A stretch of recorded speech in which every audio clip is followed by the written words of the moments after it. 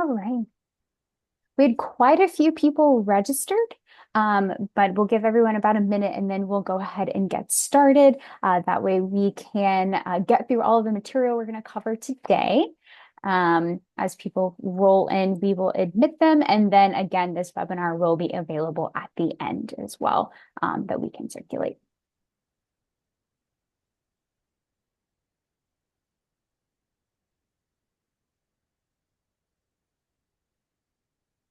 All righty. Ellen, I don't see anyone else in the waiting room, but I will let them in as they arrive. Perfect. Thank you so much, Tori. Of course. So just to get us kicked off, I wanted to frame up the contents of the webinar today in the context of the work that the Domestic Trade Program has been implementing over the past couple years. So this was a $15 million initiative that was part of the main Jobs and Recovery Plan that Governor Mills set in place to invest funding from the American Rescue Plan Act. So the domestic trade program, as many of you may know, had an active grant making program. So we had quite a few investments that were delivered directly to businesses to help them with marketing. The phase that we're moving, those funds have been fully committed. But we have another pillar of our work that's really focused around market data and research. And Camoin Associates has done a really significant job in terms of industry analysis. We're diving a little bit more deeper into a couple of specific kind of industries and factors that are impacting domestic trade. But the work that you're going to hear about today has been our technical assistance tools that we're putting together to help businesses continue to grow and grow their domestic sales and thrive. So with that, I just wanted to say thank you for joining and look forward to kind of seeing the rollout of this tool. We've been talking about it for a little while, and also to really share the great work that Tricia did with Atlantic Corporation and too. So that's all from me. All right. Thank you, Ellen. I'll go ahead and share my screen here, and we'll go ahead and get started. Okay. Go into presentation mode. All righty.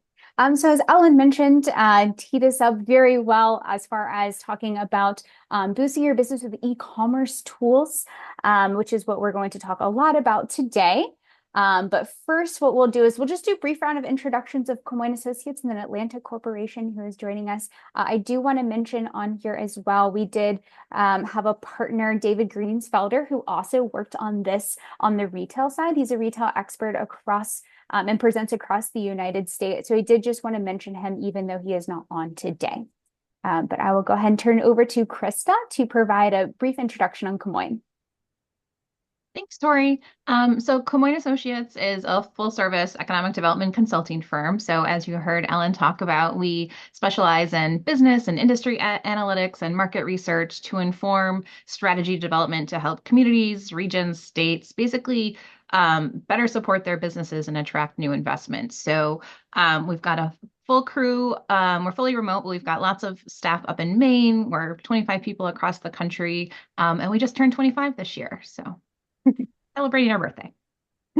Thanks, Krista. I'll go ahead and turn it over to Tricia from Atlantic Corporation. Hi, thanks, Tori. So my name's Tricia Labby Seeger. I'm research manager at Atlantic Corporation. So I led our effort with partnering with Camoin and Maine DECD on the consumer survey I'm going to talk about a little later. Atlantic Corporation was founded in 2013, based in Waterville, Maine, and we have a research office out of Cambridge, Massachusetts. So we really specialize in business and economic research for federal and state government agencies, innovation centers, and small businesses. We also provide R&D management, so securing non-dilutive funding for a small roster of innovative clients. Our main research products provide insights that are really helpful for the creation of business and commercialization plans, as well as informing those funding applications. Our primary mission is to really provide the data necessary for clients to make informed, data-driven business and marketing decisions. And that's what I hope our survey results will do for so many Maine-based companies. Thank you, Tricia. So that leads us to just our agenda of what we're going to cover today. So we've completed the welcome so far. We're going to talk about the retail report. So the more technical side of the retail report, just some high level trends, different things that we're seeing, especially after the pandemic and how that's changed retail.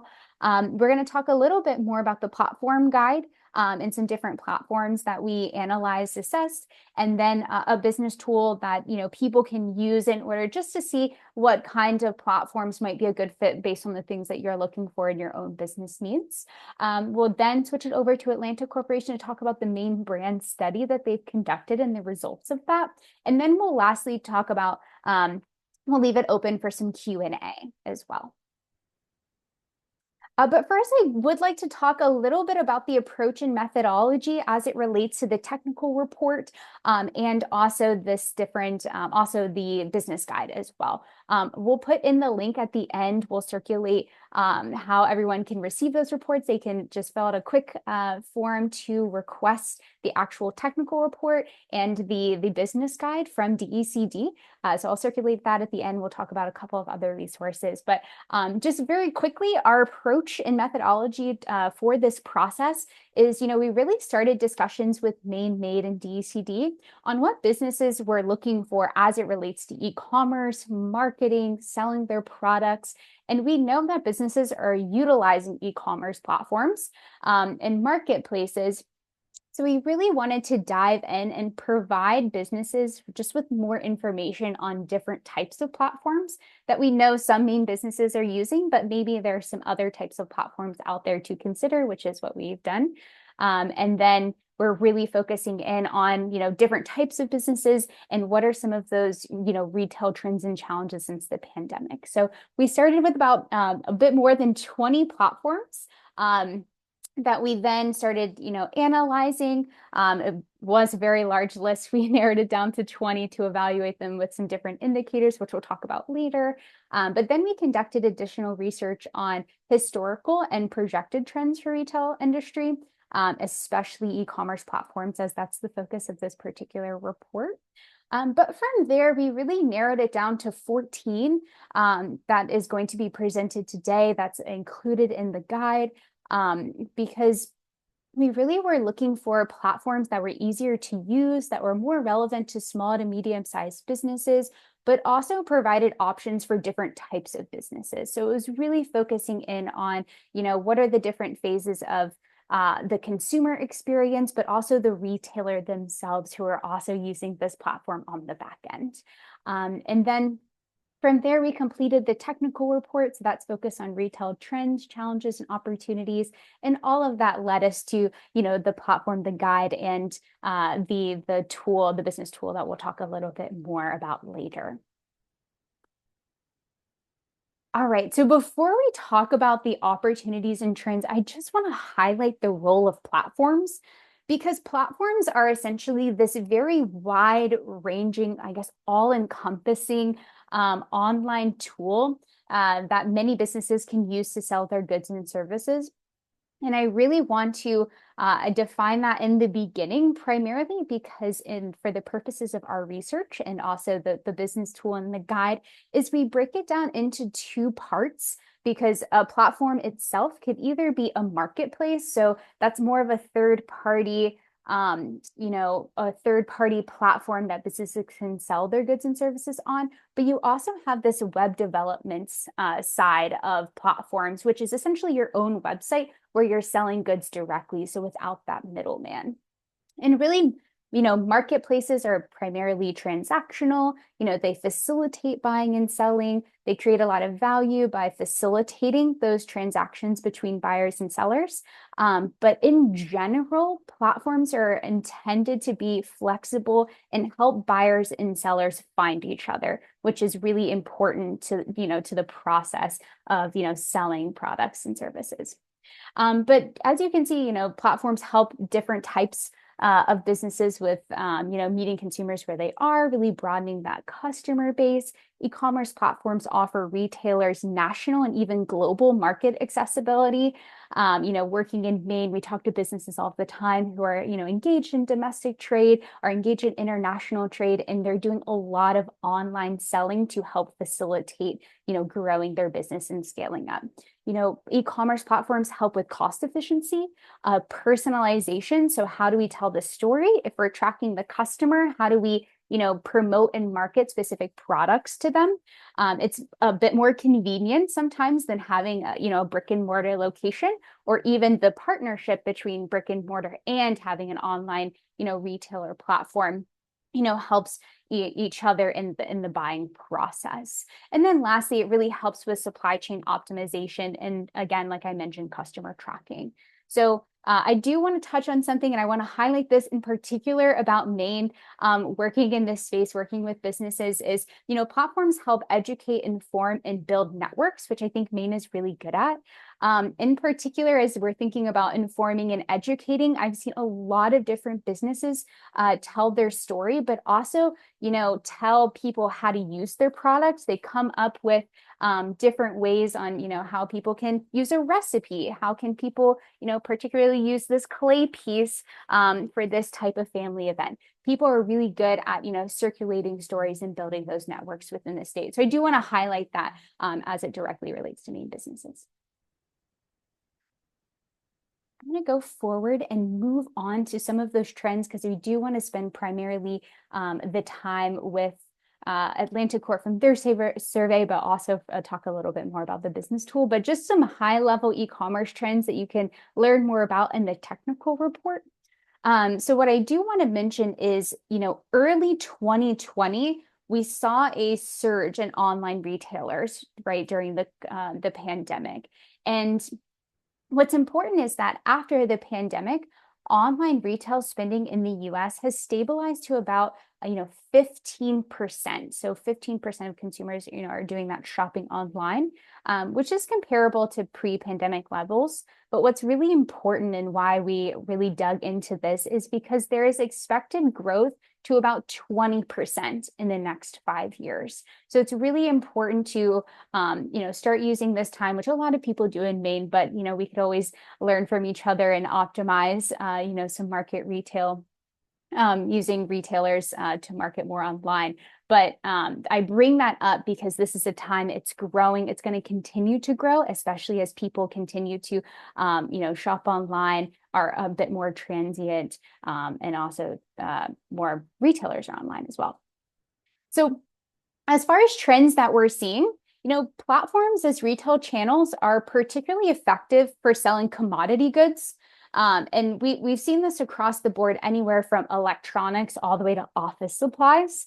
So the range of commodities sold through platforms is continuing to increase. And that's what it's been traditionally used for in the past, pre-pandemic levels. But what's really important, and I think what really relates to a lot of businesses in Maine-made businesses, is we're seeing this increase in specialty goods that have traditionally been purchased through brick and mortar retail channels, are increasingly being purchased through online channels that were once reserved for commodity goods. So we're really seeing a lot of specialty products come online.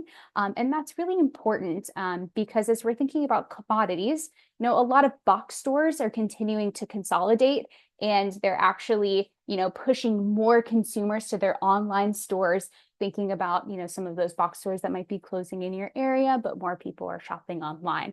However, if we're thinking about some of those specialty markets, a really big factor that's driving and pushing these online sales of specialty goods is that people have the ability to research and order online, but also might have the option to go in store. So there's kind of this blend of, you can buy any commodity online, but for specialty products, you might be able to buy that specialty product in store or online because it's increasing, but you might be able to return it through other retail channels. So let's say that I go onto Amazon and purchase a specialty item, and maybe it doesn't fit right, or maybe it wasn't what I was looking for. I could potentially go to another store just for them to ship it back for me. And so that's increasing, and it's creating more accessibility for products for people. And then I'll also just mention here, as we're thinking about different types of commodities and specialty products, there's a really big increase in subscription boxes. That is also, looking to be increased in the future as well. Whether that is for pets, for weekly groceries, meal prepping, or even clothes. This is an area that we've really seen a lot of growth in pre-pandemic, but more importantly, post-pandemic. In addition to evolving shopping habits, consumers are interested in what their peers and friends are buying and not buying. And we mention this because we've seen a really large growth as it relates to social media for the importance of influencers as it relates to social media in sales. And so, essentially when an influencer buys, endorses, sells, rejects a product, that message has a really wide-ranging impact more than ever before. And this is particularly important when we're thinking about those types of influencers that have a really large social network. And so something that I think is really applicable to businesses is if you don't have an influencer that's endorsing your products, let's say, what's really important is that different types of influencers include your customers. Consumers themselves can also be influencers, and now more than ever, consumers are shopping based on recommendations and online reviews, which I know is not new to anyone, but it's becoming more and more important, especially as specialty items and commodities are coming online. So shoppers are using those reviews to influencing their purchasing decisions. And this is also helping to establish trust and credibility among consumers, especially the more people review items online.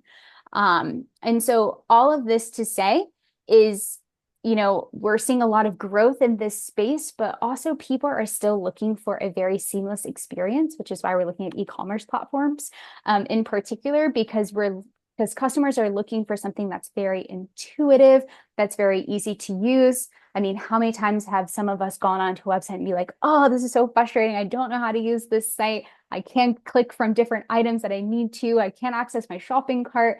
So we're really, really focused on how do we create a positive experience? How do we tell the story of a business through that process? But how do we make sure they keep coming back because it was so easy to use?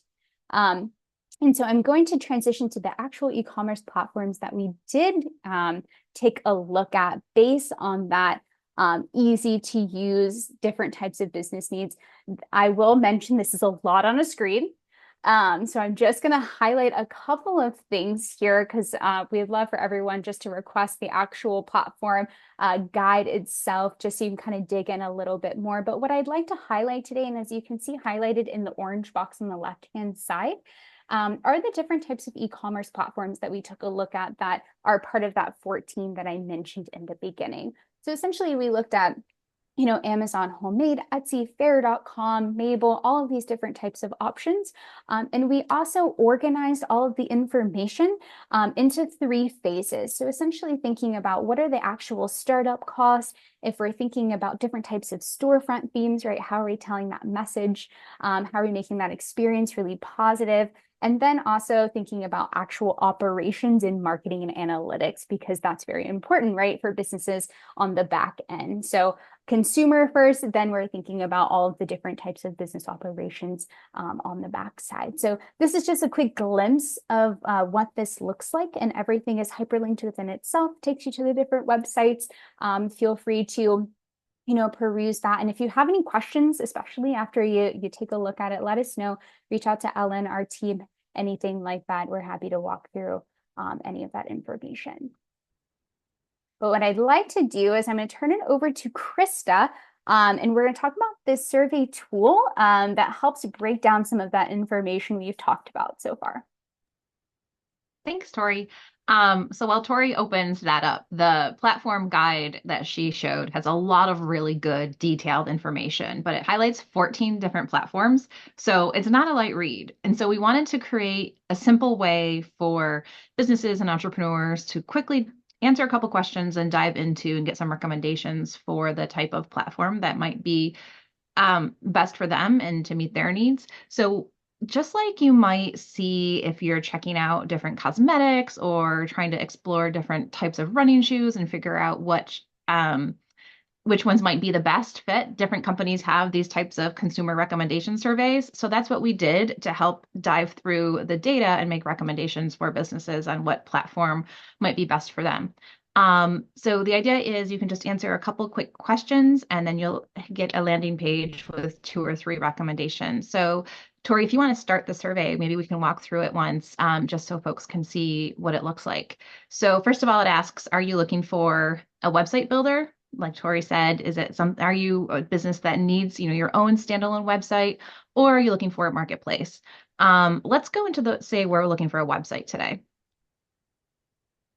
So the next question is, well, it's kind of around what are your needs? You just want something that's super fast and affordable? Do you need to have some control over design, maybe use existing templates? Or are you looking for something that you might need a little bit more coding and something that's more comprehensive like WordPress? For today, let's say we're looking for a design-focused website.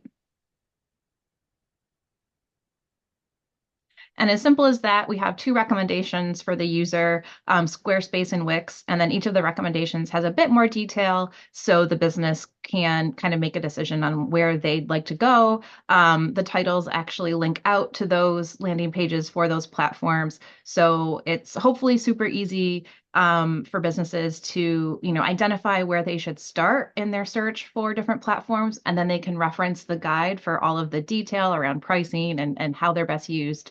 So we hope it's helpful. Please test it out and share it with businesses in your network and send us feedback so we can, edit this and make this easier to use because we do want to help businesses the best we can find the right web platforms.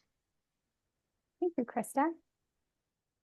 Alrighty, so if anyone has any questions, we're going to hold them to the end, but because I'd like to make sure that we switch over here to Trisha. So that was kind of a synopsis of, as Krista had mentioned, just a larger guide along with that technical report. But we're going to switch over to Trisha to talk a little bit more about the main brand and the study that they conducted.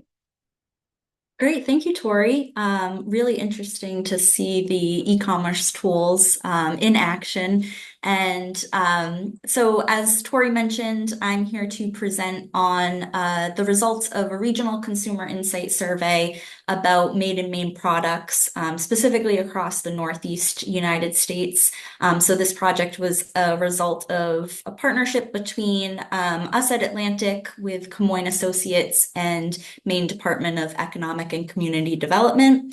The main goal of this work was really to build on the Maine brand study, which was a smaller consumer survey conducted in 2023 by University of Maine. We really wanted to further gauge consumer attitudes and preferences about this Made in Maine moniker to provide those data-driven insights that could help Maine-based companies, as well as policymakers, other stakeholders in the state, to provide promising market opportunities and appropriate messaging across this specific region. To start with a little bit about our approach, we began the process with Ellen from Maine DECD to determine an appropriate scope and survey methodology. So we really determined the sample size of around 2,400 respondents from 11 Northeast states. So this encompassed the Mid-Atlantic and New England states. For a regional survey, this geographic reach seemed most appropriate and was really based on insights provided from the domestic trade industry market analysis, also from 2023. They reported that Maine's domestic exports were shipped kind of at a medium range of 250 to 499 miles from the state.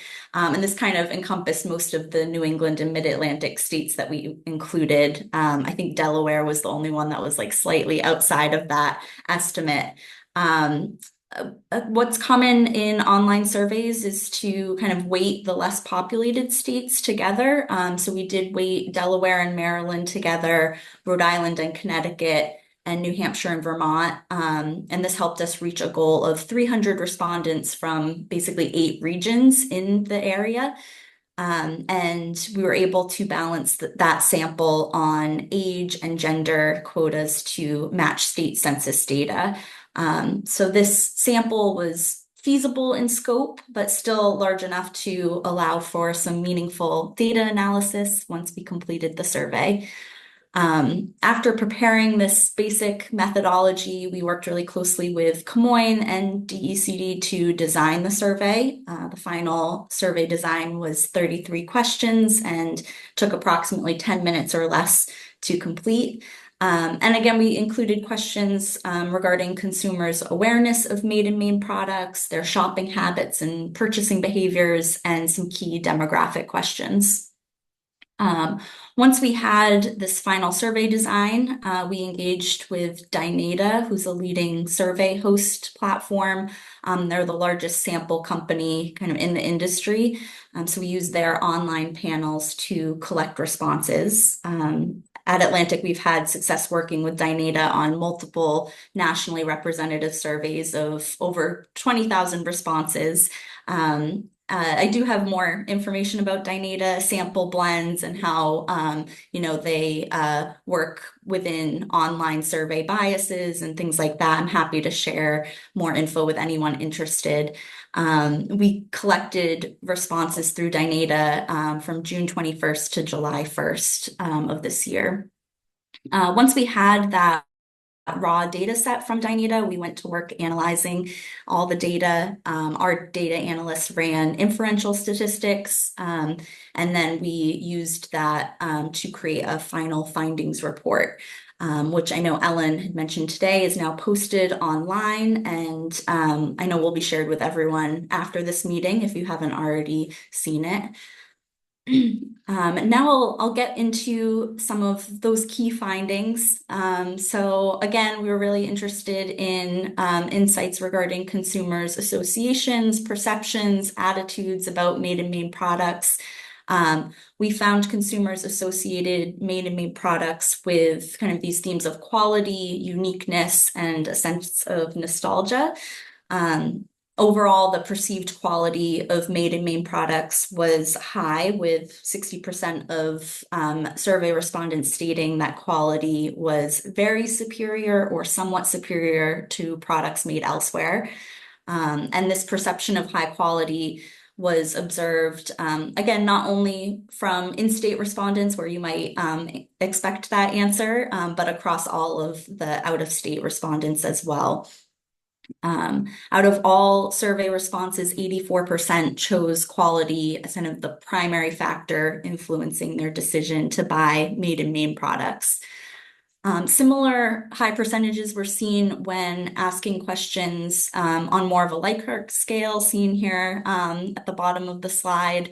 78% of consumers agreed with the statement, "I love the quality of products made in Maine." And there was similar high agreement seen with the statement, "I trust products made in Maine."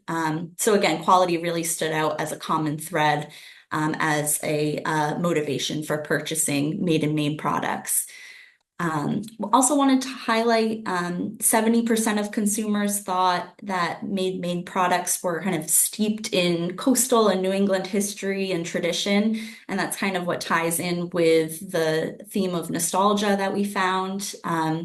Further down in this list of statements, 44% of consumers indicated they wanted to stay connected to Maine while living away.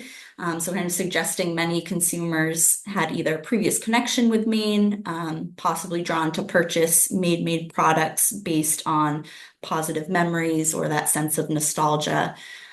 We also gathered data on different product types.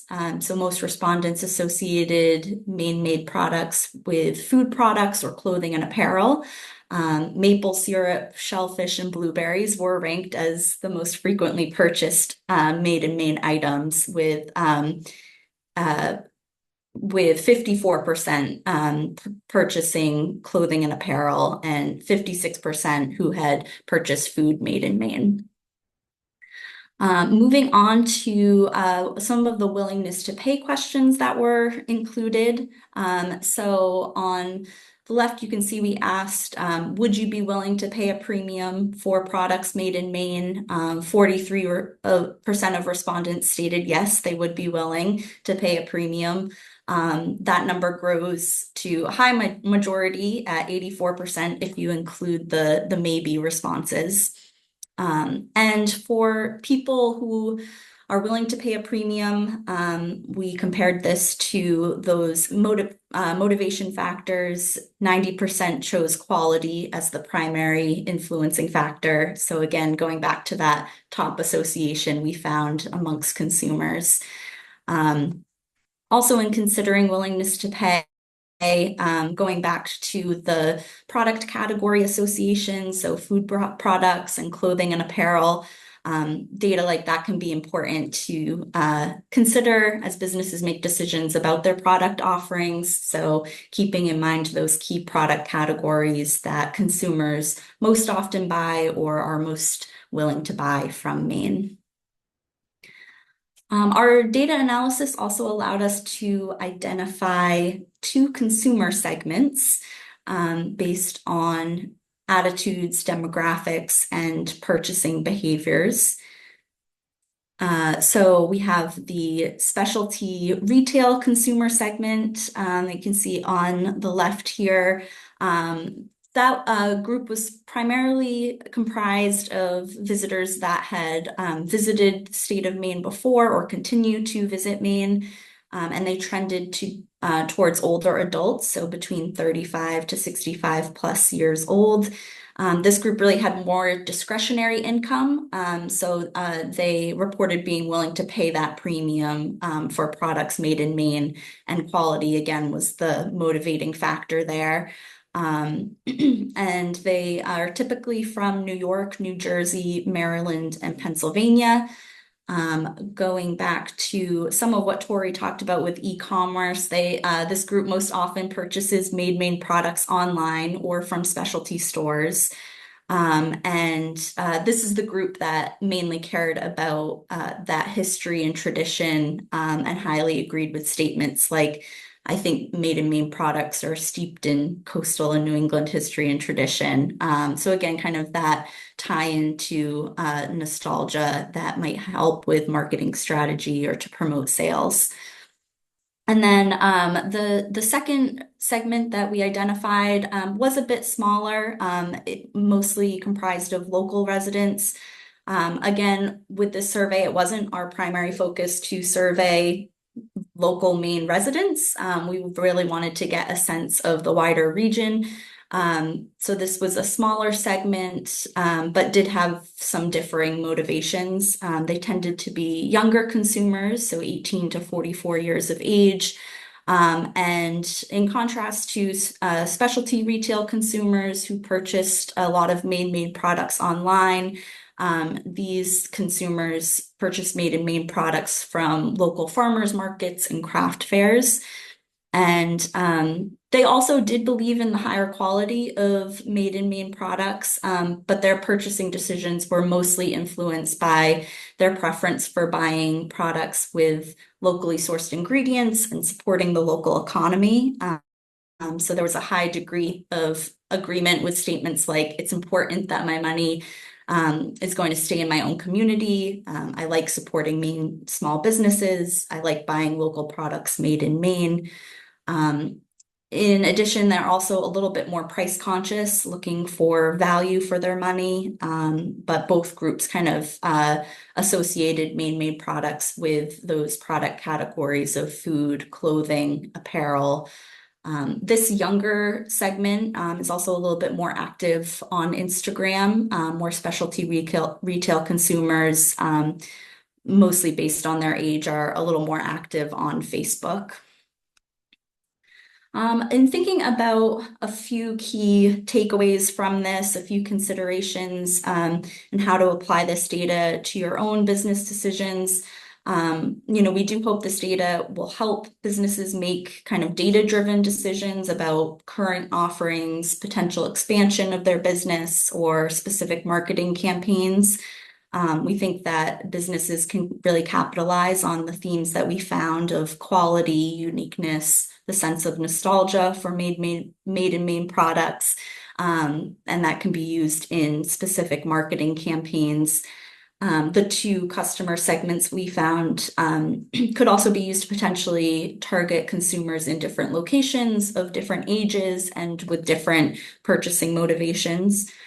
And one key takeaway as well, most consumers surveyed were also either always or usually aware of a product's origin prior to purchase.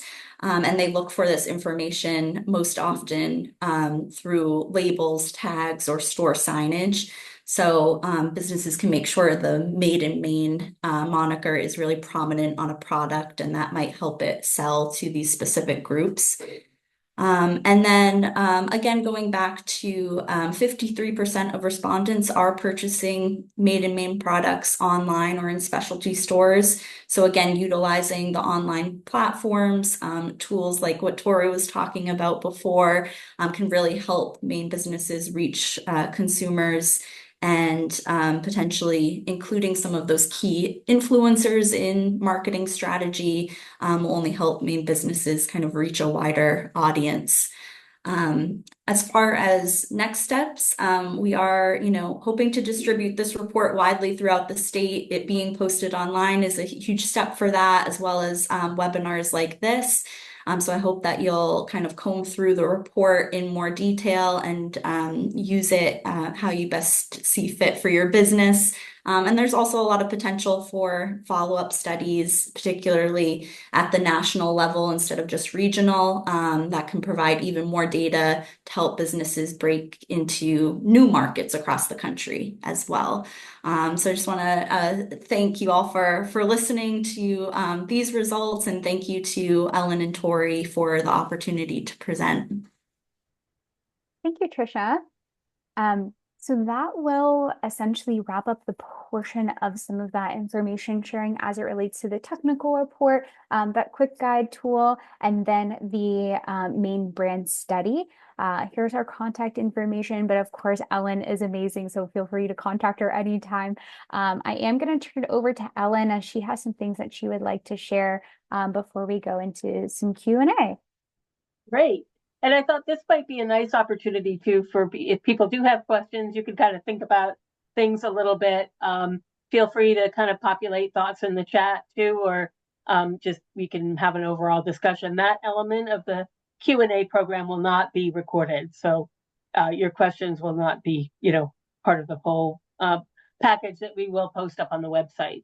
So, Tori, if I could trouble you to put that business growth resources section of the domestic trade site up, that would be great. Mm-hmm. I did want to mention, we have a separate website within the Department of Economic and Community Development, Office of Business Development, and we have a separate page for the domestic program specifically. I want to make sure everyone's sort of aware of these business growth resources that we have started to compile in result of the work that we've been doing with Camoin and some other partners. The first thing here is I want to be clear that we do have market industry data available for businesses, and you can just simply fill out a request. I'll show you how to do that. And I will get back to you. I can provide national level industry reports. I've been, access to a few other data tools that could be helpful for, identifying potential markets. You'll see on the understanding, we could just do a quick review on the trade show information. So this was another product that Camoin put together. If you're thinking about this, very applicable also to even attending fairs or other kind of more community-based events as a good, work. You don't have to go nationally. You can start in your own community with doing shows and fairs. The main brand link is where we have Tricia's full Atlantic Corporation's full research report posted. But I also compiled some of the other information from the University of Maine study. There's emerging work in seafood that has been released recently, and a few of the other main brands that are out there that people may be interested to just be aware of. Of course, a highlight out to our signature Maine Made program, and if you're not already, some information about becoming a member of that initiative. One product that we recently, like literally just released on Friday, is the Marketing Your Business Marketing Resources section. So if you go down here, this is what we compiled this as a compendium of existing webinars from our partners at the SCORE, the Service Corps of Retired Executives, SBDC.